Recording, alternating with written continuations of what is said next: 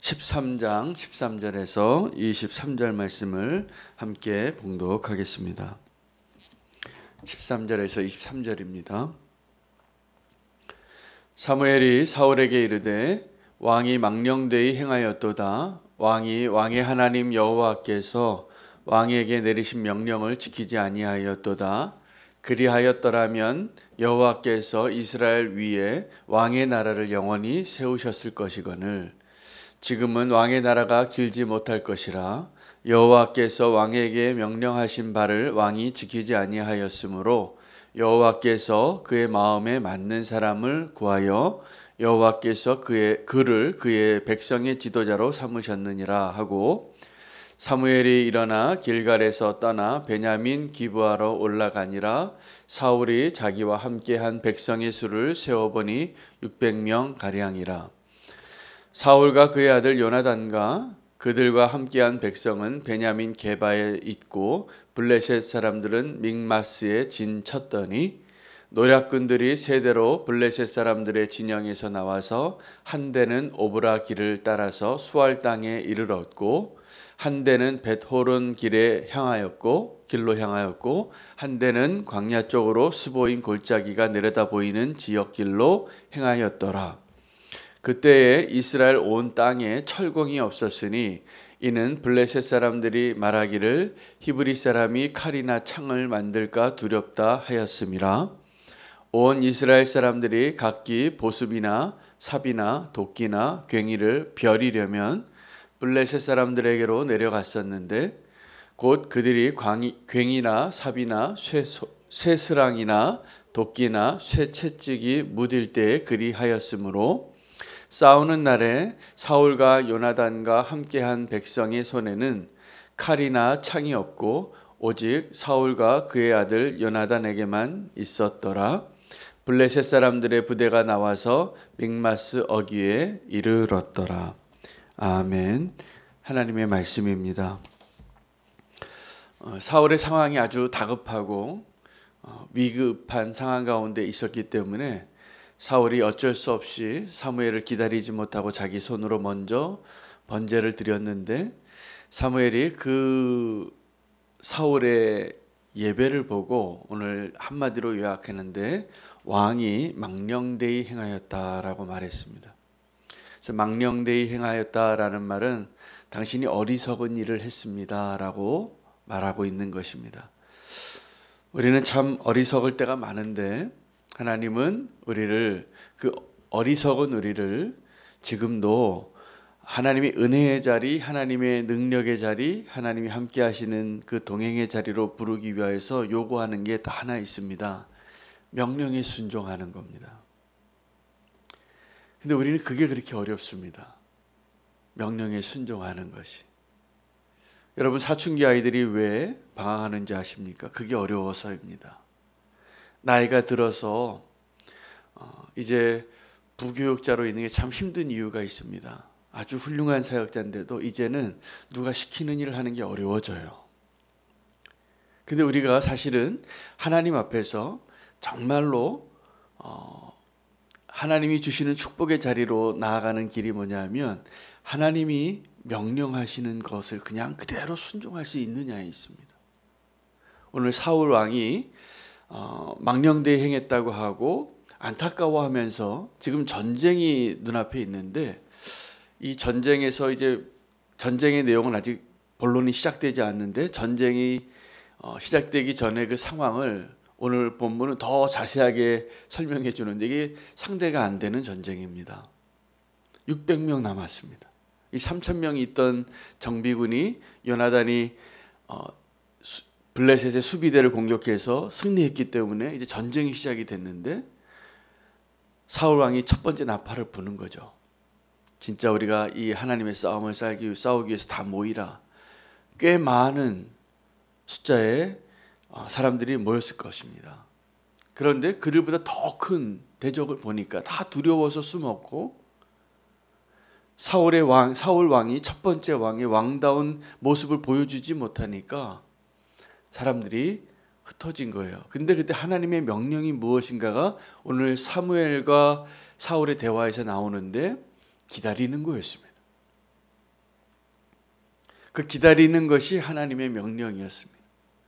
근데 하나님의 그 명령을, 하나님의 때를 기다리는데 상황은 기다리게 못하게 하는 상황인 거예요. 보세요. 백성들은 다 도망가는데 600명 남았어요. 몇십만 명이 모였을 텐데. 그 이스라엘 백성들이 싸우기 위해서 모였는데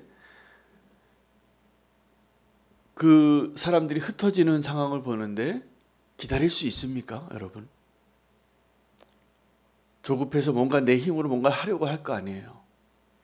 근데 사무엘이 이 사울 왕에게 명령한 것은 내가 올 때까지 기다리라는 거였어요. 하나님이 어쩌면 이 사무엘의 발걸음을 더 붙잡았을 것 같아요.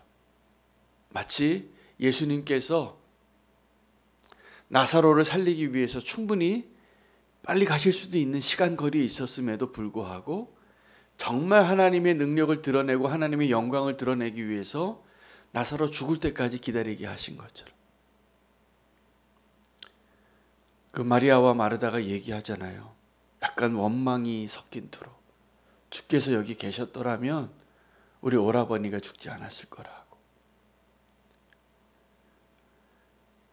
부활을 이야기하시는데 마지막에 부활은 내가 믿는데 지금 내 오빠가 다시 살 것에 대해서는 상상이 안 가는 일이에요. 근데 주님이 오셔서 그때 행하신 일은 그 나사로를 살리는 거였어요. 여러분, 오늘 이 사울의 상황 가운데 우리가 살아갑니다. 하나님의 명령이 있는데 이 명령을 지키기 어려운 이유가 있어요. 우리 상황이 너무 힘들어요. 상황이 몰고 가는 그때. 근데 하나님 정말 우리에게 원하는 것은 상황을 바라보지 아니하고 언약을 바라보는 것. 내 대적을 바라보는 것이 아니라 하나님을 바라보는 것입니다. 그리고 그 명령을 지키는가 그 왕을 지금 시험하는 과정에 있었어요. 여러분, 사울이 왜 하나님이 사무엘을 통하여서 명령하신 것이 기다리라는 것이었다는 것을 알게 됐는데 오늘 본문에서 왜 기다리지 못했을까요? 왜 하나님의 명령에 그대로 순종하지 못했을까요? 사울이 왕이기 때문이에요. 사울이 왕이기 때문에 사울은 자기의 나라를 세우고 싶은 거예요. 근데 보세요. 하나님이 오늘 이 사무엘을 보내서 사울에게 왕이 지금 망령되이 행했습니다. 왕이 지금 하나님의 명령을 순종하지 않았기 때문에 하나님이 하나님의 마음에 합한 자를 세워서 그의 나라를 다시 세울 것이고 왕의 나라는 길지 못할 겁니다. 이 이야기의 핵심이 뭐냐 하면 사울은 사울의 나라를 세우고 싶었고 하나님은 하나님의 나라를 세우고 싶었던 거예요. 여러분, 우리가 왜 명령에 순종하는 게 어렵습니까? 내 나라를 세우고 싶기 때문입니다. 하나님이 이 사울 왕을 허락하신 이유는 백성들이 사무엘에게 찾아와서 우리에게도 왕을 달라. 사울이나 그 사울이 세워지기 전에 하나님께 나와서 왕을 구했던 그 백성들이 다 공통적인 마음이 뭐냐 하면 내 나라를 세우고 싶은 거예요. 여러분, 오늘도 우리가 이게 분명하면 하나님의 명령에 순종하는 것이 하나도 어렵지 않습니다. 내 나라를 세우려고 했던, 지금도 그렇게 내 나라를 세우고 싶은 나의 열망을 내려놓으시기 바랍니다. 그리고 하나님 나라를 세우는 일에 우리의 마음을 내어드리시면 그 기다림이 가능해요. 두렵지만 원수가 나보다 강하고 백성들은 내게서 흩어지고 약속한 선지자는 오지 않고 원수는 지금 당장이라도 내 앞에서 나를 삼킬 것 같고, 근데 그때가 정확하게 하나님이 역사하기 가장 좋은 타이밍이에요. 그 사무엘이 와서 보고 안타까운 거였죠. 하나님은 지금 당신의 마음을 시험하고 있는데 당신이 지금 그 기회를 놓친 겁니다. 당신이 지금 그 기회를 놓친 거라고. 그래서 당신의 나라가 길지 못할 것이고 하나님은 다른 왕을 또 세워서 자기의 마음에 합한 자를 세우실 것입니다. 그리고 그 하나님의 나라를 그를 통하여 영원히 세우실 것이다. 오늘 이 장면에서 원래 하나님의 첫 번째 계획은 예수 그리스도께서 다윗의 후손으로 오는 것이 아니라 사울의 후손으로 오는 거였어요. 알고 봤더니.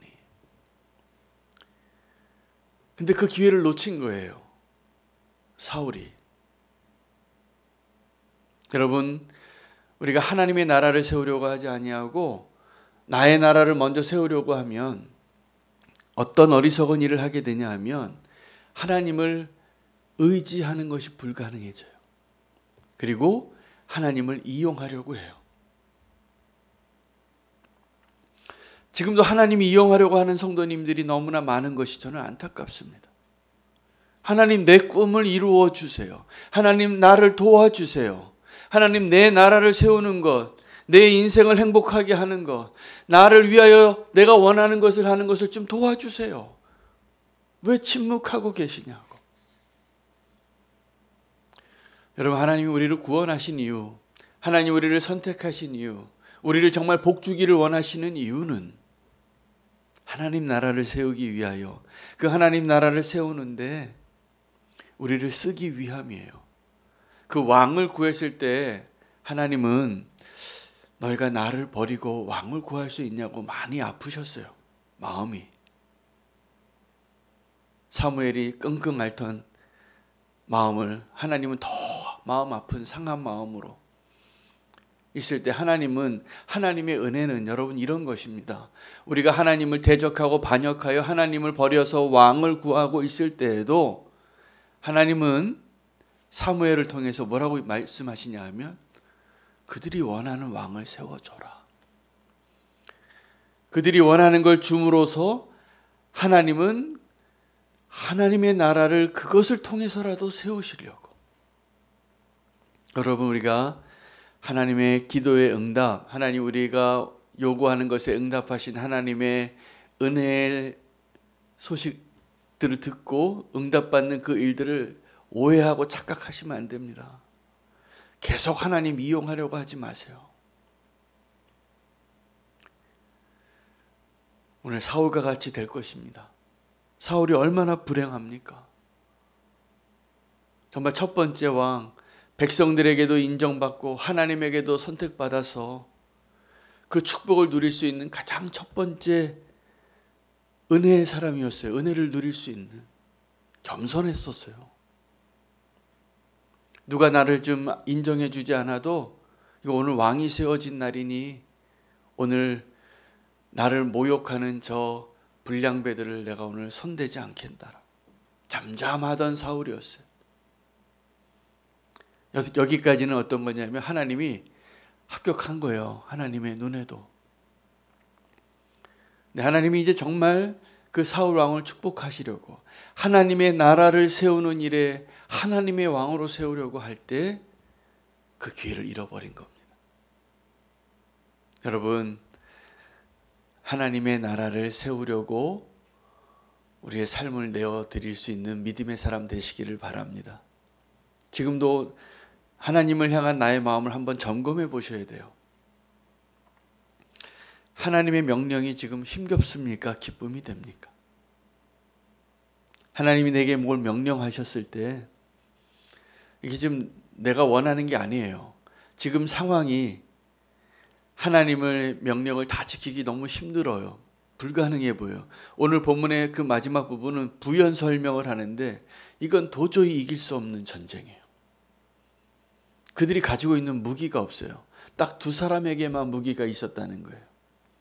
블레셋 사람들이 그들을 통치하고 억압할 때 혹시라도 이 이스라엘 사람들이 무기 만들까 봐 좀 날카로운 철기구들을 벼려야 할 때, 날카롭게 해야 할 때, 칼을 갈아야 할 때 그걸 다 조사하고 통제하고 있었다는 거죠. 문제가 발생할까 봐 그들이 반역하는 일이 있을까봐, 무기를 만들까봐 완벽하게 통제하고 있는 상황 가운데 싸움을 시작한 거예요. 그들은 지금 무기가 상대가 안 되고 마음이 상대가 안 되고 다 이길 수 없는 싸움 가운데 있는 거예요. 그런데 하나님은 정확하게 우리를 그 상황 가운데에서 우리의 믿음을 키워주십니다.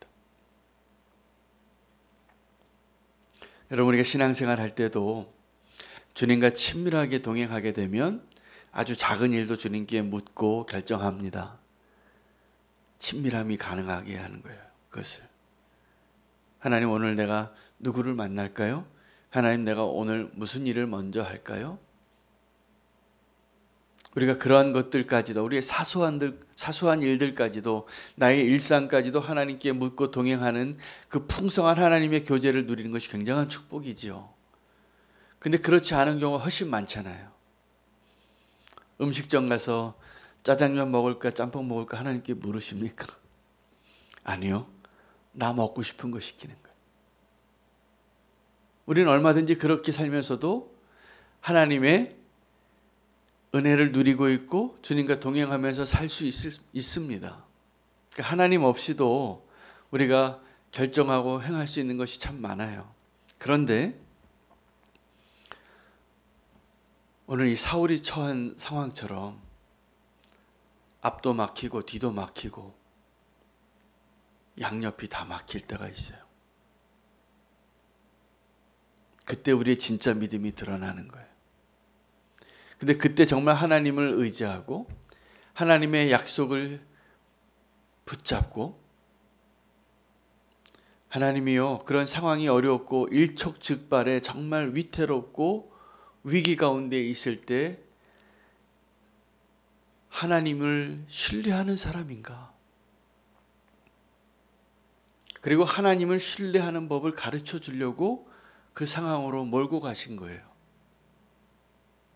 그때 사무엘이 말한 대로 사울이 정말 하나님을 기다리고 하나님의 힘으로밖에 싸울 수 없는 상황인데, 이건 정말로 이 싸움은 사울의 힘으로 이길 수 있는 싸움이 아닌 거예요. 이 블레셋과의 싸움은 도저히 이길 수 없는 싸움이었는데, 그러면 누구 의지해야 합니까? 하나님을 의지해야죠. 하나님이 기름 부어주신 왕인데, 사무엘이 기름 부었는데, 근데 그 사무엘의 명령을 어겨요. 그 사무엘의 명령은, 사무엘과의 약속은 하나님의 명령이었어요. 그런데 사울은 이렇게 생각하는, 나도 하나님께 예배해야지. 이 전쟁을 싸우려고 하는데 계속 사람들만 바라보다가 흩어지는 사람들이죠. 계속 원수들만 바라보다가, 나보다 숫자가 많은 원수죠. 나보다 강한 원수죠. 마지막에 생각났어요. 하나님께 예배해야 된다는 거. 그런데 생각해 보니까, 시계를 보니까 사무엘이 약속한 시간에 안 왔어요. 여러분, 우리의 믿음을 하나님이 확인하실 때 꼭 기억하시기 바랍니다.